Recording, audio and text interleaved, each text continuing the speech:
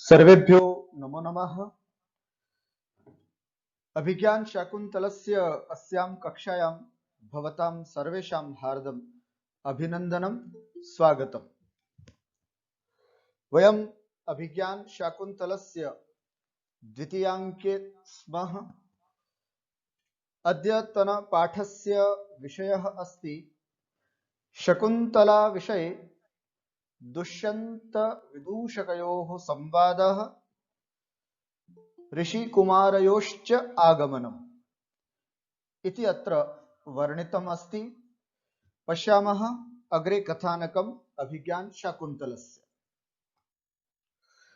विदूषकः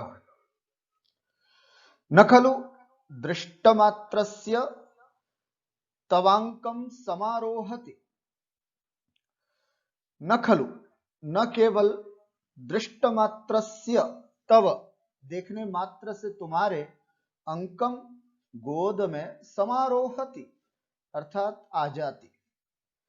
कल हमने देखा था राजा दुष्यंत कह रहे थे कि मैं जब सामने आ जाता हूं तो वो नजरें हटा लेती है, चुपके से कुछ और बात के बहाने वो हंसती भी है और ये सब चीजें कर रही थी, पर पता नहीं वो मेरे बिल्कुल सामने क्यों नहीं खड़ी हुई। या इस तरह से राजा अभिमुखे महिषन्नृतमीक्षणम इत्यादि के माध्यम से अपन ने कल देखा था कि राजा ने अपनी समस्या बताई कि वो अपनी काम की अवस्था को न तो एकदम स्पष्ट कर पा रही है और न छिपा पा रही है।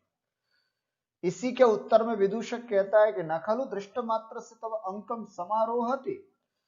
ऐसा थोड़ी है कि तुम्हें देखते ही तुम्हारी गोदी में आ जाए एकदम, ऐसे थोड़ी होता है। कोई भी कन्या, कोई भी स्त्री किसी से इतनी जल्दी खुलती नहीं है। पहले विश्वास देखती है कि सामने वाला व्यक्ति विश्वास पात्र है या नहीं, उसके बाद फिर उसके सामने अपना संकोच खत्म करती है। अतः न खलु दृष्ट मात्र से तब अंकम, अंकम का मतलब यहाँ पर गोद है ना, समारोहती अर्थात अंक में गोद में चढ़ जाती, एक तरह से गोद में आ जाती। तुम क्या चाहते हो कि देखते ही तुमको तुम्हारे तुमसे लिपट जाती, तुम्हारे गोद में आ जाती शकुंतला, ऐसा थोड़ी होता है। इति विदूषकः वदति। राजा मितः प्रस्थाने पुनः शालीनतयापि कामम आविष्कृतो भावस्तत्र भवत्या तथा ही। और कहते हैं कि मिथः, मिथः माने परस्पर सखियों के साथ प्रस्थान करने पर, प्रस्थाने अर्थात प्रस्थान करने पर, पुनः शालीनतयापि शालीनता पूर्वक ही कामम आविष्कृतो भावः है ना, और जो काम को आविष्कृत करे, प्रेम को उत्पन्न करे, ऐसे प्रेम भाव को उसने आविष्कृत अर्थात अभिव्यक्त किया तत्र भवत्या उस शकुंतला ने। और जब वो वहां से प्रस्थान की तो प्रस्थान करते समय भी उसने अपने काम भाव को प्रकट किया। तथा ही, जैसे कि मैं इस बात को बता रहा हूं उससे आपको लगता है कि उसने मुझे चाहा अपने और अपना प्रेम उसके मन में है, इस बात को मैंने इस तरह से मापा, इस तरह से देखा। शायद तुमको भी इसको देख करके पता चले। क्या? दर्भांकुरेण चरणः क्षत इत्यकाण्डे तन्वी स्थिता कतिचिदेव पदानि गत्वा आसीत् विवृत्तवदना च विमोचयन्ती शाखासु वल्कलमसक्तमपि द्रुमाणाम्। वसन्ततिलकायां पद्यमेतद्वर्तते। एकवारं पुनः वदामि। दर्भाङ्कुरेण चरणः क्षत इत्यकाण्डे तन्वी स्थिता कतिचिदेव पदानि गत्वा आसीत् विवृत्तवदना च विमोचयन्ती शाखासु वल्कलमसक्तमपि द्रुमाणाम् इति। राजा कहते हैं इतना ही नहीं, उसका और भी काम भाव प्रकट हुआ है, अभिव्यक्त हुआ है शकुंतला का, जो कि मैं इस पद्य के माध्यम से आपको बताना चाहता हूं। क्या? तन्वी, है ना, कृशांगी जिसको बोलते हैं, सुंदरी, कतिचिदेव पदानि गत्वा, है ना, जैसे वो अब अपनी सखियों के साथ जा रही थी, है ना, पता चला कि हाथी आया, उपद्रव हो रहा है, तो सखियों ने कहा कि अब हमें आज्ञा दीजिए, हम जाते हैं। तो वो अपनी सखियों के साथ जैसे वो जा रही थी, कतिचिदेव पदानि गत्वा, कुछ ही कदम आगे बढ़ी होगी कि अचानक अकांडे, कांड बने होता है अवसर, अकांडे का अर्थ होता है बिना अवसर के ही, बिना ही कुछ कारण के, दर्भांकुरेण चरण क्षत इति स्थिता। दर्भांकुर, है ना, दाभ, दाभ तेज घास होती है और उसके नुकीले कांटे भी होते हैं। तो दर्भांकुर, अंकुरित जो होता है ना, उसमें हल्के हल्के से कांटे भी होते हैं। तो उस दर्भांकुर से चरण क्षत, अरे यार पैर में कांटा लग गया, इति स्थिता, इस तरह से वे रुक जाती हैं और पीछे मुड़ करके थोड़ा सा मुझे देखती भी है ना। इससे पता चलता है कि उसका प्रेम मेरे प्रति था। पुनः एक तो ये कि अकांडे दर्भांकुरेण चरण क्षत इति स्थिता, है ना, बिना ही कोई अवसर के दर्भांकुर से मेरा पैर क्षत हो गया, इस तरह से स्थिता, वह तन्वी स्थित हो गई, रुक गई इत्यादि। और फिर द्रुमाणाम शाखासु असक्तमपि वल्कलम विमोचयन्ती च विवृतवदना आसीत। और कहते हैं द्रुमाणाम शाखासु, और छोटे छोटे जो पेड़ थे उन पेड़ों की शाखाओं में, असक्तमपि, है ना, अलग्नम अभी, अभी जो लगा नहीं था, ऐसे वल्कलम, वल्कल वस्त्र को, विमोचयंती च, छुड़ाती हुई, विवृत वदना, अर्थात परांग मुख, पीछे की ओर मुख करके, है ना, थोड़ा सा पीछे की ओर हम जहां खड़े थे उस तरह से मुंह करके, आसीत, वह थी। देखिएगा, जब भी किसी का किसी के प्रति प्रेम होता है, इस बात को जांचना है, परखना है। तो जब वो दोनों अलग हो जाते हैं, उसके बाद एक बार मुड़ करके अगर वो देख ले, तो समझना प्रेम है। क्या? तो फिर जान लेना कि प्रेम है। मुन्ना भाई एमबीबीएस में आपने देखा होगा कि जैसे ही वह नायिका जाती है और नायक कहता है कि देखना, अगर इसका मेरे प्रति प्रेम है तो ये मुड़ करके मुझे जरूर देखेगी। और हुआ यूं ही कि थोड़ा सा ही आगे बढ़ी नायिका और पीछे मुड़ करके वो नायक को देखती है। देखा ही उसी को जाता है जिसके प्रति मन में कुछ न कुछ प्रेम भाव हो। यहां नायक नायिका को लास्ट तक जाते हुए देख ही रहा था, और शकुंतला इस तरह से कोई न कोई बहाना, अरे अरे मुझे पैर में कांटा लग गया, इस तरह का बहाना बना करके, अरे मेरा ये दुपट्टा, है ना, पेड़ की शाखाओं में फंस गया, असक्तमपि वल्कलम विमोचयन्ति, अभी लगा हुआ नहीं था परंतु फिर भी उस वल्कल वस्त्र को विमोचयन्ति, छुड़ाती हुई, है ना, विवृत वदना, परांगमुख हो करके, पीछे की ओर मुंह करके, मेरी तरफ देख करके वह जा रही थी। ऐसा भाव राजा ने यहां पर बताया। पदार्थम पश्याम तन्वी सा कृशांगी शकुंतला, कतिचिदेव, कतिपयान्येव, कुछ ही, पदानि, चरणानि, गत्वा, चलित्वा, अकांडे, अनवसरे, दर्भांकुरेण, कुशांकुरेण, चरणः, पादः, क्षतः, विद्धः इति एवं स्थिता माम अवलोकयितुं द्रुमाणां वृक्षाणां शाखासु स्कंधेषु, है ना, शाखा माने ब्रांच, पेड़ की जो शाखाएं होती है, तस्य अपरम नाम अस्ति स्कंधेषु, असक्तम, अलग्नम अपि, असक्तम माने लगा हुआ नहीं था कोई भी कपड़ा, वल्कल वस्त्र उसके पेड़ में फंसा नहीं था, फिर भी शाखासु असक्तम अपि वल्कलम वल्कल वस्त्रम विमोचयन्ती विश्लेषयन्ती च विवृत वदना, परावृतानना अर्थात पीछे मुड़ करके देख रही थी, आसीत अभूत, विवृत वदना आसीत अर्थात मुंह फेर करके खड़ी हुई थी, देख रही थी मुझे। अस्मिन् पद्ये राजा दुष्यन्तः विदूषकाय कथयति यत् सा मयि पूर्णतया अनुरक्ता अस्ति, वह मेरे प्रति पूरी तरह से अनुरक्त है। कथमिति चेत उच्यते, कैसे तो बताते हैं। यदा सा स्वसखीभिः स आश्रमं गच्छन्ती आसीत्, है ना, अपनी कुटीर, अपने पर्ण कुटीर की ओर जैसे ही जा रही थी, तदा लज्जया सा न किमपि वक्तुं शक्नोति स्म, लज्जा से वो कुछ बोल नहीं सकी थी, न च तत्र स्थातुं शक्नोति स्म, और नहीं वो वहां रुक सकती थी, है ना, न तो कुछ बोल पाई लज्जा की वजह से और न ही वहां वो रुक पाई।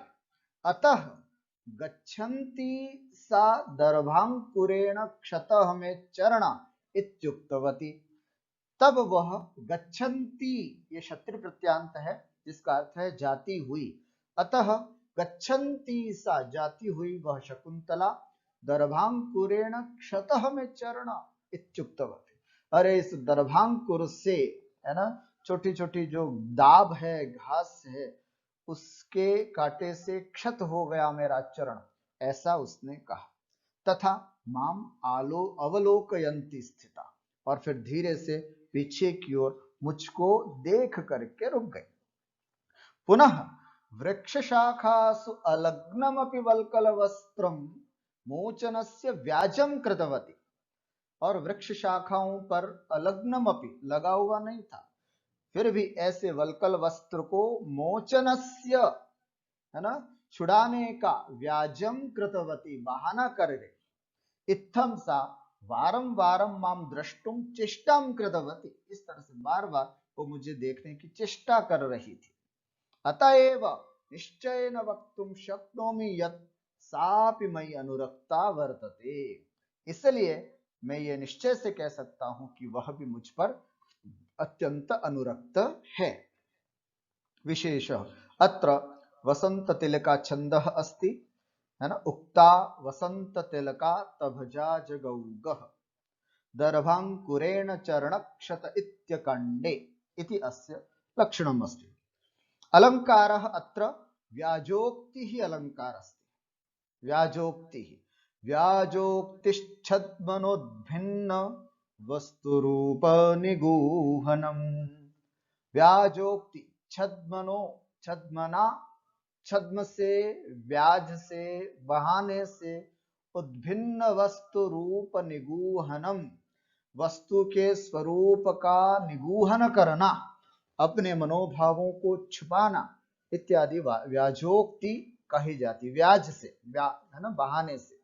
यहाँ पर चरण क्षत व्याज, और मेरे पैर में कांटा लगा, इस तरह का बहाना। वल्कल विमोचन व्याज, वल्कल वस्त्र लग गए हैं, अलग्नम अपि लग्नम आसीत् इति, तत्र वल्कल विमोचन व्याजः अत्र अस्ति, अत्र व्याजोक्तिः अत्र कविना प्रदर्शिता। विरोधाभासः अपि अलंकार अत्र वर्तते, यतो हि आभासत्वं विरोधस्य विरोधाभास इष्यते, कहा जाता है विरोध होता नहीं है, लेकिन विरोध जैसा यदि आभास होता है तो उसको हम कहते हैं विरोधाभास। असक्तम अपि विमोचयन्ति, लगा नहीं था तो छुड़ा क्या रही थी, फिर विरोध हुआ कि नहीं। असक्तम, असक्तम नाम अलग्नम, जब कपड़ा वृक्ष की शाखाओं पर लगा ही नहीं था तो वो छुड़ा क्या रही थी, विरोध। असक्तम अपि विमोचयन्ति, ये यहाँ विरोध होता है, लेकिन आगे विवृत वदना, ऐसे पद से स्पष्ट हो जाता है कि वह पीछे मुंह करके वो मुझे देख रही थी, इस तरह से विरोध लगा, किंतु विरोध का आभास मात्र, वास्तविक विरोध नहीं है। इति अत्र वयं वक्तुं शक्नुमः। विदूषकः, विदूषक कहते हैं तेन ही ग्रहित पाथेयो भव, तब तो फिर तुम अब पाथेय को ग्रहण करने वाले बन जाओ। अर्थात अब 2-5 दिन यहीं रुको, पाथेय ले आओ अपने घर से, टिफिन विफिन ले आओ, खाना वाना ले आओ आराम से, और 2-5 दिन यहाँ रुको, तभी तुम्हारा कुछ काम होगा। क्योंकि जब वो भी तुमको प्रेम कर रही है और तुम्हारा भी मन उसमें लग रहा है, तो गृहीत पाथेयो भव, अब तो तुम यही 2-4 दिन का डेरा डाल दो और धीरे धीरे अपने प्रेम को बढ़ाओ। ऐसा विदूषक का भाव था। कृतम त्वया उपवनम तपोवनम इति पश्यामि। ये राजन, लग रहा है तुमने इस तपोवन को उपवन बना दिया। ये तपोवन था, यहां पर इस तरह के आदि प्रेम आदि भाव नहीं चलते थे, लेकिन तुम जैसा बता रहे हो, इससे तो मुझे लग रहा है कि तपोवन को उपवन बना दिया तुमने। इस तपोवन आश्रम को, है ना, तपस्वियों के इस साधना स्थली को तुमने मिलने का एक गार्डन बना दिया, है ना। तपोवनम उपवनम त्वया कृतम इति पश्यामि। तुम्हारी इन हरकतों से तो मुझे लग रहा है कि तुमने इस तपस्थली को मिलन स्थली बना दिया, संकेत स्थान बना दिया। इति विदूषक मजे ले रहे हैं, यहाँ पे कह रहे हैं राजा। सखे तपस्वी भी कैश्चित परिज्ञातोस्मि। जब उसने कहा ना कि तेन ही गृहीत पाथेयो भव, यही 4-5 दिन का डेरा डाल करके, कुछ पाथेय का मतलब होता है खाना पीना ले करके, टिफिन आदि ले करके यहीं रुको, ऐसा बताया। पर राजा कहते हैं सके तपस्वी भी कैश्चित परिज्ञातोस्मि, कुछ तपस्वी तो मुझे जानते हैं, इसलिए मैं ऐसा नहीं कर सकता कि यहाँ अंदर चला जाऊं फिर से, क्योंकि बहुत सारे तपस्वी जो हैं उसमें से कुछ लोग मुझे जानते भी हैं, जो वैखानस आदि मुझे मिले थे, और आश्रम मगोयम न हंतव्य बोल रहे थे ना, वो कुछ हैं, तो वो तो मुझे जानते हैं, तो कैश्चित परिज्ञातोस्मि, इसलिए मैं जा नहीं सकता इस तरह से किसी। चिंतय तावत केन अपदेशेन पुनराश्रम पदम गच्छामः। थोड़ा सोच के बताओ ना यार कि केन अपदेशेन, किस बहाने से मैं पुनः आश्रम को जाऊं, कुछ विचार करके बताओ ना कि ऐसा क्या सुक्ति दूं, ऐसा क्या तर्क करूं, या ऐसा क्या उपाय करूं जिससे कि मैं पुनः किसी न किसी बहाने वापस आश्रम में जा सकूं। ऐसा यहां पर कहते राजा। विदूषक को अपरोपदेश युष्माकम राज्ञम। अरे राजा हो तुम, अपरह अपदेश का, तुम्हारे लिए और दूसरा बहाना क्या चाहिए, है ना। युष्माकम, तुमको, युष्माकम राज्ञम कह अपरह अपदेश, तुम राजाओं के लिए और क्या बहाना चाहिए। नीवार षष्ठ भागम अस्माकम उपहरंतु इति, जाओ कि तुम जिस निवार का भक्षण करते हो तपस्वियों, सब लोग अपने टैक्स कर रूप में हमको सब कुछ देते हैं, तो हे तपस्वियों तुम लोग मुझे निवार प्रदान करो। धान्य विशेष होता है निवार, जैसे मैंने आपको बताया था पिछली बार, है ना। तो निवार अर्थात धान्य विशेष, है ना। तो निवार का छठा भाग हमको दो। सब लोग जितना भी आय का अपना कमाने का जो स्रोत होता है, वह सब अपने अपने आय से छठा भाग हमको देते हैं, क्योंकि उस छठे भाग से ही राजा का काम या राजा अपने प्रजा के लिए कुछ कर पाता है। तो राजा षष्ठांश वृत्ति ही होता है, उस छठे भाग से अपनी वृत्ति प्रवृत्ति और प्रजा के लिए कुछ करता है। तो तुम जाओ वहां तपोवन में और कहना वहां किसी को भी, बहाने की क्या जरूरत है, तुम तो राजा हो, जाकर के कहना कि साहब लाइए लाइए छठा भाग दीजिएगा, आप लोग कई समय से अपना निवार का छठा भाग नहीं दिए हुए, तो छठा भाग हमको दीजिएगा, इस बहाने इस तरह से चले जाइए। यदि राज्ञ मूर्ख अन्यदेव भागधेयम एतेषां रक्षणे निपतते यद रत्न राशीन अपि विहाय अभिनंद्यम। ये है राजा। राजा कहता है हे मूर्ख, है ना, अन्यदेव भागधेयम एतेषां रक्षणे निपतति, है ना। एतेषां रक्षणे, इनके रक्षण करने में, अर्थात रक्षण कार्य के बदले तो अन्यत एव भागधेयम, अर्थात अन्य ही प्रकार का भाग जो है वो हमारी झोली में आता है। हम तपस्वी लोगों की जो रक्षा करते हैं उससे तो एक अलग ही भाग जो है, षष्ठांश भाग की बात करते हो तुम, है ना, निवार की बात करते हो। अन्यद एव भागधेयम एतेषाम निपतति, इनका तो एक अलग ही भाग जो है, अलग प्रकार का ही भाग रूप में हमको प्राप्त होता है, जो कि यद, जो बने, जो कि रत्न राशियनपि विहाय अभिनंदन, और वो भाग हमारे किस झोली में आता है कि रत्न राशि को भी छोड़ करके वो ज्यादा अभिनंदनीय होता है। ऐसी वस्तु हमको इनसे प्राप्त होती है। तुम निवार का छठा भाग कर मांगने की बात करते हो, अरे ये तो वो तपस्वी हैं कि इनका तो और ही कुछ भाग जो है वो मुझे प्राप्त होता है। कौन सा भाग होता है? तो देखिएगा यहाँ पर इस पद्य के पश्य देख, राजा यहाँ पर इस पद्य के माध्यम से बता, यदुत्तिष्ठति वर्णेभ्यो नृपाणां क्षय तत्फलं तपः षट् भागमक्षय्यं ददात्यारण्यकाहिनाः। यदुत्तिष्ठति वर्णेभ्यो नृपाणां क्षय तत्फलं तपः षट् भागमक्षय्यं ददत्यारण्यकाहिनाः। अन्वयं पश्यामः। वर्णेभ्यः यत् उत्तिष्ठति, वर्णों से ब्राह्मण, क्षत्रिय, वैश्य और शूद्र, वर्णेभ्यः अर्थात इन तमाम वर्णों से, यदुत्तिष्ठति अर्थात जो हमको प्राप्त होता है, जो हमको उपलब्ध होता है, नृपाणाम तत्फलम, राजा का वो फल जो है, क्षय विनाशकारी होता है, नष्ट वाला हो जाता है।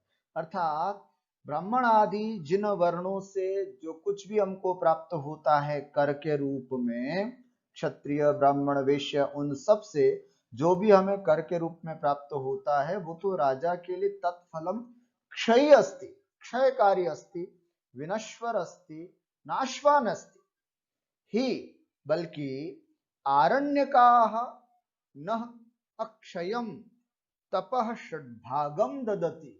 अरे ये आरण्यक, ये तपस्वी लोग, आश्रम में रहने वाले ये ऋषि लोग, न हम सब के लिए, अस्माकं कृते अक्षय्यम, जिसका क्षय कभी नहीं होता है, ऐसे तपः, तप को या तप का षड्भागम ददाति, छठा भाग देते हैं सब। जो हमें आम जनता से प्राप्त होता है छठा भाग, है ना, कर के रूप में, वो तो सब नाशवान होता है, वो सब भोग उपभोग में आ जाने के बाद सब नष्ट प्राय हो जाता है। लेकिन इन तपस्वियों से जो उनकी तपस्या का छठा भाग मिलता है वो अक्षय है, वो परम पुण्य होता है, जो मेरा और प्रजा का सबका उद्धार करता है। आरण्यकाः, ये आरण्यक, न अस्माकं यास्मान अक्षय्यम तपः षड्भागम ददति, है ना, अक्षय्यम अर्थात अविनश्वर, शाश्वत तप का छठा भाग हमको प्रस्तुत करते हैं। तो निवार का छठा भाग लेने की बात करता है मूर्ख। अरे ये तो वो तपस्वी लोग हैं जो अपनी तपस्या का छठा भाग हमको देते हैं, जो रत्नों से भी बड़ा बहुमूल्य है। इति भावः अत्र अस्ति। वर्णेभ्यः ब्राह्मणादि चतुर्भ्यः वर्णेभ्यः यत् यद्धनम् उत्तिष्ठति कररूपेण आगच्छति उपलब्धो भवति, नृपाणां भूपतीनां तत्फलं तद्द्रव्यं क्षय अस्ति, विनश्वरम् अस्ति हि निश्चयेन आरण्यकाः अरण्यवासिनः नः अस्मभ्यम् अक्षय्यम् अविनश्वरं तपः तपसः षड्भागं षष्ठांशं ददति अर्पयन्ति। राजा दुष्यन्तः पुनः शकुन्तलां द्रष्टुम आश्रमं गन्तुम इच्छति। राजा दुष्यंत पुनः शकुंतला को देखने के लिए आश्रम में जाना चाहते।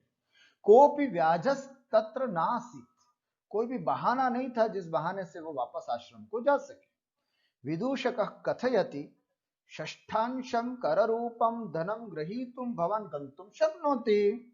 छठे अंश को कर रूप में नीवार रूपी धन को ग्रहण करने के लिए आप जा सकते हो। आप तो राजा हो, राजा तो किसी भी बहाने जा सकता है। तदा राजा यद ब्रवीति, उसके बाद जो राजा कहता है, तदस्मिन् पद्ये वर्णितम अस्ति, वही बात इस पद्य में है। राज्ञः दुष्यन्तस्य अभिप्रायो वर्तते।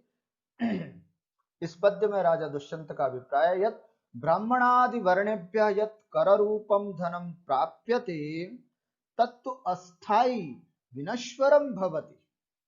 ब्राह्मण आदि चारों वर्णों से जो कर रूप में हमको धन प्राप्त होता है वो तो अस्थायी होता है, वो तो विनश्वर होता है, नाशवान होता है। परंतु आश्रमवासिनः तपस्विनः, आश्रमवासी तपस्वी अस्मभ्यं स्वतपसः षष्ठ भागम कर रूपेण प्रयच्छन्ति, परंतु ये तो हमारे लिए अपनी तपस्या का छठा भाग हमको कर रूप में देते हैं। तत्स्थाई अविनश्वरम भवति, वस्तुतः वो कर जो है वो स्थायी और अविनश्वर होता है। अतः ऋषिभ्यः निवारादीनां षष्ठांश रूपेण याचनम मूर्खता एव अस्माकम्, इसलिए ऋषियों से, ऐसे ऋषियों से निवार आदि षष्ठांश रूप में मांगना बिल्कुल निरीह मूर्खता है हमारी। तपसः फलापेक्षया रत्नादीनां तुच्छतास्त्येव प्रसिद्धम, तप के फल की अपेक्षा से रत्न आदि भी तुच्छ होते हैं, ये प्रसिद्धि है।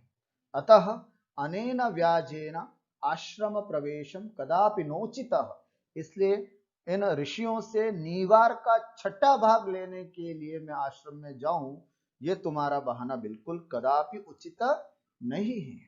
इति अत्र उक्तवान्। इससे क्या पता चलता है? इससे ये पता चलता है ऋषियों के प्रति अगाढ़ श्रद्धा राजा दुष्यंत में थी, ये इस बात से स्पष्ट ज्ञात होता है। विशेषः अत्र अनुष्टुप् छन्दः अस्ति यस्य लक्षणं वयं जानीमः। श्लोके षष्ठं गुरुज्ञेयं सर्वत्र लघुपञ्चमं द्विचतुष्पादयोर्ह्रस्वं सप्तमं दीर्घमन्ययोः इति। अलङ्कारः अत्र अनुप्रासः अलङ्कारः वर्तते, यतो हि यदुत्तिष्ठति वर्णेभ्यो य वर्णेभ्य नृपाणां क्षय तत्फलम् तपः षड्भागमक्षय्यम्, है ना, क्षय क्षय्यम ऐसे ददत्ति, दद का उच्चारण वर्ण का अनुप्रास है, अतः वर्ण की समान साम्यता है, अतः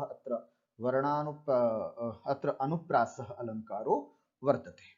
ठीक है, इस तरह से विदूषक ने जैसे ही निवार के रूप में कहा छठे अंश को लेने के लिए, तो राजा ने एकदम टोकते हुए मना कर दिया, नहीं, अरे इनसे तो हमें वो वस्तुएं प्राप्त होती है जो स्थायी होती है, वो तपस्या हमको प्राप्त होती है। चलिए, ये विदूषक और राजा बात ही कर रहे थे कि इतने में नेपथ्य से आवाज आती, हंत सिद्धार्थौ स्वः, अरे क्या बात है, हमारा मनोरथ सफल हो गया। सिद्धार्थौ, सिद्धः अर्थः यस्य सः सिद्धार्थः तौ सिद्धार्थौ, अर्थात सिद्ध हो गया है अर्थ, मनोरथ, कामना, प्रयोजन जिसका, उसको बोलते सिद्धार्थौ। और अस्तिस्त संति असि स्व स्व अस्मि स्व, उत्तम पुरुष द्विवचन में स्व, अर्थात हम दोनों सफल मनोरथ वाले हो गए, ऐसा नेपथ्य में आवाज आ गई। क्यों भाई, कैसे सफल मनोरथ वाले हो गए?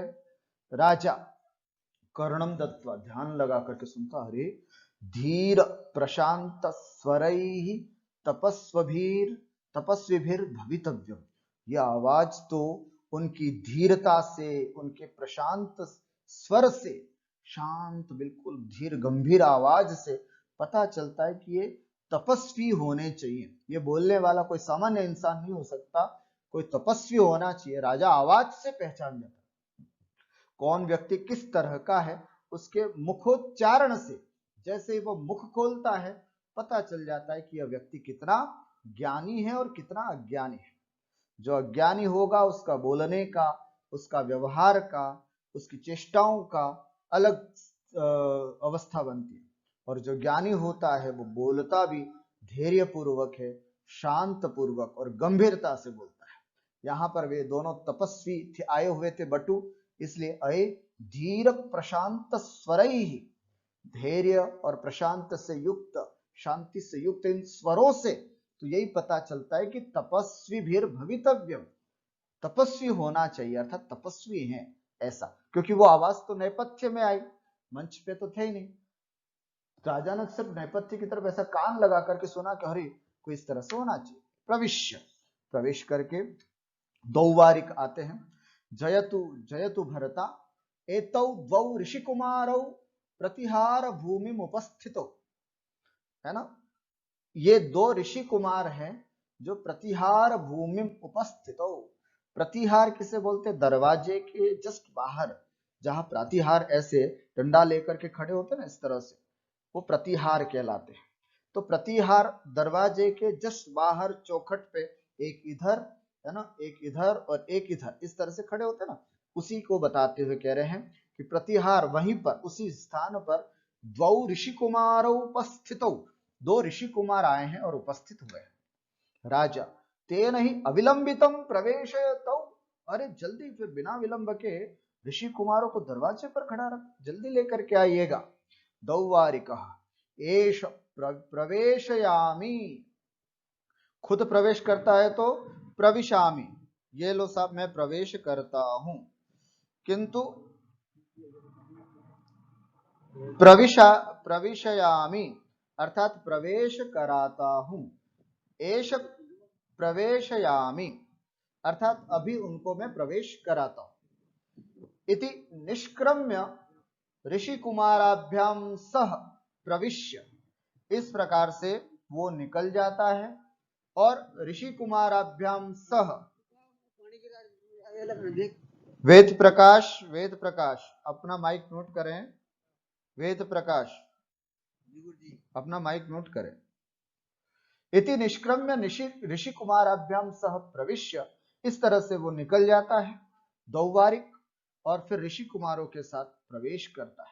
इत इत इतो भवंतो, आइए आइए इधर से आइए, इस तरह से वो दोनों ऋषि कुमारों को दौवारिक, रैवतक नाम था जिस दौवारिक का, वो उन दोनों ऋषि कुमारों को लेकर के प्रवेश करता है। उभौ राजानम विलोकयता, दोनों ही राजा को देखते ही, विलोकयति विलोकयतः, दो हैं इसलिए विलोकयतः, उभौ दोनों राजानम राजा को देखते हैं। दोनों ऋषि कुमार जैसे ही राजा को देखते हैं तो क्या उसमें से पहला व्यक्ति क्या कहता है? ओहो दीप्तिमतोपि विश्वसनीयता अस्य वपुषः, है ना, दीप्तिमतोपि, देदीप्यमान शरीर वाला होने के बावजूद भी विश्वसनीयता अस्य वपुषः, वपुषः माने शरीर की, अस्य वपुषः इसके शरीर की विश्वसनीयता है, क्योंकि जो दीप्तिमान होते हैं वे राजा तो होते हैं लेकिन अत्यंत विश्वास पात्र नहीं होते। पर ये राजा को देखा, इस राजा के शरीर को देखा तो शरीर भी देदीप्यमान है और विश्वसनीयता भी है। जैसे ऋषियों में विश्वसनीयता होती है, राजाओं का शरीर दीप्तिमान होता है और ऋषियों का शरीर विश्वसनीय होता है। इनके अंदर दोनों चीज थी, दीप्तिमतोपि कांतिमतोपि, है ना, देदीप्यमानोपि, देदीप्यमान होने के बावजूद भी विश्वसनीयता अस्य वपुषः, इनके शरीर की बड़ी विश्वसनीयता भी है, दिखाई दे रही है, अर्थात इनकी छवि विश्वास और कांति से युक्त है। अथवा उपपन्नम एतद अस्मिन् ऋषिभ्यो नाति भिन्ने राजन्, अथवा ये कह सकते हैं कि उपपन्नम एतद, है ना, उपपन्नम एतद अस्मिन्, इसमें यह अति भिन्ने न अति भिन्ने राजनि, ऋषिभ्यः ऋषिभ्यः न अति भिन्ने राजन, ऋषियों से राजा अधिक भिन्न नहीं होते, इस बात में आज हमको पता चला। जिस तरह से ऋषि तपस्वी होते हैं, ऋषियों से ज्यादा भिन्न नहीं होते राजा, ये बात आज हमको उपपन्न हुई, प्राप्त हुई। जिस तरह से तपस्वी होते हैं, ऋषि लोग होते हैं, वैसे ही राजा भी तपस्वी होते हैं, तभी तो उनको राजर्षि ऐसा कहा जाता है। कुतः, इस पद्य के माध्यम से समझते हैं। अध्याक्रांता वसतिरमुनाप्याश्रमे सर्वभोग्ये रक्षा योगादयमपि तपः प्रत्यहं संचिनोति अस्यापिद्यां स्पृशति वशिनश्चारणद्वन्द्वगीतः पुण्यः शब्दो मुनिरिति मुहुः केवलं राजपूर्वः। पुनः एक बार। अध्या मंदाक्रांता छंद है। अध्याक्रांता वसतिरमुनाप्याश्रमे सर्वभोग्ये रक्षा योगादयमपि तपः प्रत्यहं संचिनोति अस्यापिद्यां स्पृशति वशिनश्चारणद्वन्द्वगीतः पुण्यः शब्दो मुनिरिति मुहुः केवलं राजपूर्वः इति। अमुना अपि, इस राजा के द्वारा भी, सर्वभोग्ये आश्रमे वसती अध्याक्रांता, इस राजा ने भी सर्वभोग्ये, सबसे ज्यादा भोग्य आश्रमे, गृहस्थाश्रम में, वसती ही, अपना निवास, अध्याक्रांता, बनाया। इनके द्वारा सर्वभोग्य गृहस्थाश्रम को अपना आवास निवास बनाया गया है। अर्थात राजा जो हैं वो सभी, अर्थात चारों आश्रमों के द्वारा उपभोग या आश्रय योग्य गृहस्थाश्रम को अपना निवास बनाया।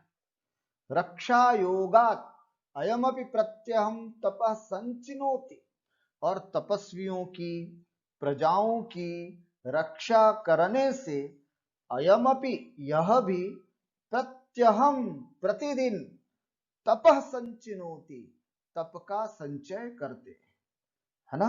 अर्थात इन्होंने गृहस्थाश्रम को अपना स्थल बनाया है, आश्रय बनाया है, और रक्षा योगात, प्रजाओं की, तपस्वियों की, आश्रितों की रक्षा करके ये भी प्रति समय, प्रतिदिन, तपः संचिनोति, तप का संचय कर रहे हैं। प्रति समय ये भी तप का संचय कर रहे हैं इति। वशिनः अस्यापि केवलम, है ना। वशी, वशी बने इंद्रियों को जिसने वश में कर रखा है, ऐसे वशी जितेंद्रिय अपि केवलम राजपूर्व, अर्थात राजा वशी जितेंद्रिय इस राजा के केवलम राजपूर्व पुण्य मुनि इति शब्द। राजपूर्व अर्थात राजा पहले लगा है, और पुण्य माने पवित्र, मुनि अर्थात ऋषि शब्द ये बाद में लगा है। इसलिए चारण द्वंद्व गीता मुहुद्याम स्पृशति, ऐसा यह शब्द चारण, राजाओं के आसपास, राजा के आसपास जो रहते हैं गाने वाले, वो सब चारण कहलाते। तो युगल चारणों की आवाज से, गाए जाने से यह शब्द जो है वो मुहु, बार बार उनके द्वारा गाया जाने वाला यह शब्द जो है वो द्याम स्पृशति, अर्थात स्वर्ग को स्पर्श कर रहा है। सभी लोग इस राजा की कीर्ति का गान कर रहे हैं, तो ये कीर्ति का गान मानो ऐसा लग रहा है स्वर्गों को स्पर्श कर रहा है। दोनों ऋषि कुमार आए, और जैसे उन्होंने राजा का देदीप्यमान शरीर देखा और विश्वसनीय उनकी छवि देखी, तो उन्होंने कहा कि वाह, ये गृहस्थाश्रम में तो इन्होंने अंगीकार किया है, सबकी रक्षा करके ये तपस्या भी कर रहे हैं, ये जितेंद्रिय भी हैं। बस अंतर इतना है कि आश्रम में रहने वाले केवल मुनि होते हैं, केवल ऋषि होते हैं, ये राजपूर्व ऋषि हैं, अर्थात राजर्षि हैं। इनको हम राजर्षि कहते हैं। इसलिए ऐसा राजर्षि का यह शब्द चारणों के द्वारा गाया जाता हुआ ऐसा लग रहा मानो आकाश को स्पर्श कर रहा हो, ऐसा।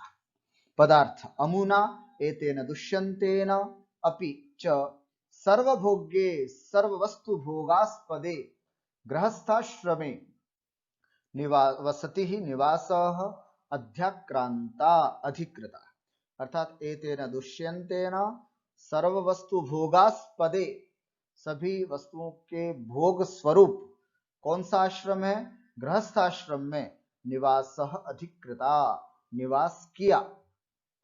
रक्षा योगात राज्य रक्षण रूप योगानुष्ठानात, राज्य की रक्षा रूप अनुष्ठान, ये रक्षा का अनुष्ठान है उसका, है ना, राज्य की रक्षण करना यही उसके सबसे बड़ा अनुष्ठान है। इस अनुष्ठान से अयम अपि, राजा भी, प्रत्यहम प्रतिदिनम तपः नाम सुकृतम संचिनोति उपार्जयति, वशिनः जितेन्द्रियस्य अस्यापि दुष्यन्तस्यापि केवलं राजपूर्वं, केवलं राज शब्द युक्तः पुण्यः पवित्रः मुनिः इति शब्द, मुनिः इत्येष पवित्र शब्दः चारण द्वंद गीतः स्तुति पाठक युगलः, स्तुति का पाठ करने वाले दो व्यक्ति जो गा रहे थे, वो उनके गाना बार बार मुहु भूयो भूयः द्याम नाम स्वर्गम स्पृशति व्याप्नोति, है ना, तपस्या करने वाले ऋषि, किंतु ये राजा तो राजर्षि हैं, इसलिए चारणों के द्वारा इनकी कीर्ति जो गाई जा रही है वह कीर्ति स्वर्ग तक भी स्पर्श कर रही है। भावार्थम पश्यामः, अस्मिन् पद्ये प्रायः सर्वश्लिष्ट पदानि सन्ति, प्रायः बहुत सारे पद जो हैं वो श्लिष्ट हैं। श्लिष्ट किसे कहते हैं? श्लिष्टै पदैरनेकार्थाभिधाने श्लेष इष्यते, एक ही शब्द में जब दो अर्थ निकल करके आते हैं, दो से अधिक अर्थ निकल के आते हैं, तो उसे हम श्लिष्ट पद कहते हैं। येषाम एक अर्थ राजपक्षे अपरश्चार्थ मुनि पक्षे गच्छति, इसमें जितने भी पद हैं इस श्लोक में, उन सब से दो अर्थ निकल कर के आ रहे हैं, एक तो राजा के पक्ष में जाता है, एक मुनि के पक्ष में। तो राजा के पक्ष में क्या अर्थ जाता है यहां पर समझते हैं। अयम राजा दुष्यंतः ऋषीणाम इव सर्वाश्रमेषु उपभोग योग्ये गृहस्थाश्रमे निवास स्थानम कृतवान। इस राजा दुष्यंत ने ऋषियों की तरह ही सभी आश्रमों में उपभोग योग्य गृहस्थाश्रम में अपना निवास स्थान किया।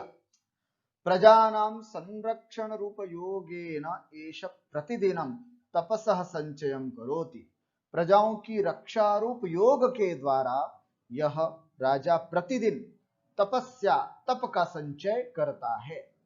राजपूर्वः पवित्रः ऋषि, राजर्षि शब्द होता है ना, राजर्षि, राजपूर्व ऋषि इति राजर्षि, तो राजपूर्व पवित्र ऋषि इति शब्दः चारण द्वंद्वैः गीयमानः, चारण युगलों के द्वारा गाया जाता हुआ वारं वारं स्वर्गम स्पृशति, बार बार स्वर्ग को स्पर्श करता है। अर्थात ये चारण युगलों के द्वारा गाया जाने वाला राजा दुष्यंत का यह राजर्षि राजर्षि राजर्षि जैसा जो पद है वो स्वर्गों तक भी सुनाई देता है, वहां पर भी इस राजर्षि की चर्चा है। एतादृशः एषः जितेंद्रिय राजा वर्तते, इस प्रकार का यह जितेंद्रिय, जिसने अपने इंद्रियों को भी वश में कर रखा, ऐसा यह राजा है। ये राजा के अर्थ में, राजा के पक्ष में यह अर्थ हुआ। मुनि के पक्ष में भी अगर अर्थ देखें तो यह हो सकता है, मुनि ही सर्व